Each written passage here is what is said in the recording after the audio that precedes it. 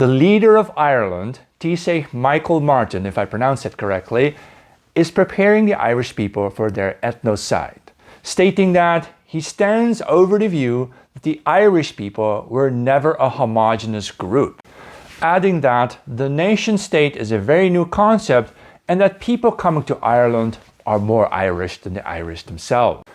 But white South Afrikaners, the Afrikaner Boer people who've been there for over 400 years, even before the United States was founded, they're still colonizers and they have to go back to Europe. The United States that was founded by the white people of Northwestern Europe, including a lot of Irish people, also belongs to the natives, not to those evil colonizing Europeans. I think I can explain to you what's going on here. During the 19th century, this is during that time right after Karl Marx came along and his Marxist revolution of 1848 or so, there were also sort of billionaires in those days. And what did they do with all their money? Well, some of them got so bored with all their money, they decided to play God.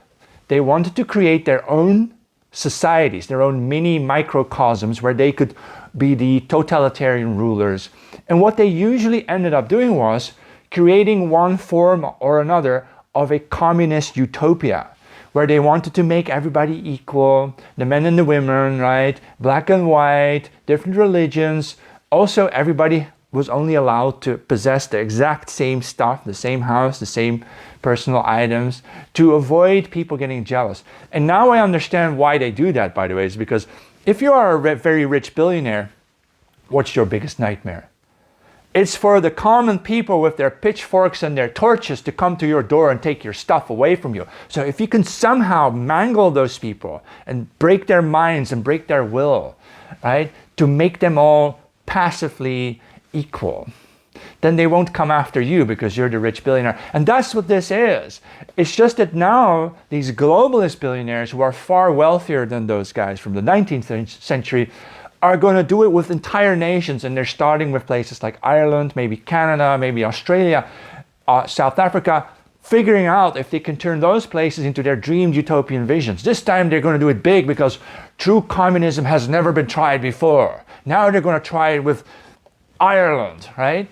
For real. They're trying to genocide you, or maybe specifically ethnocide you.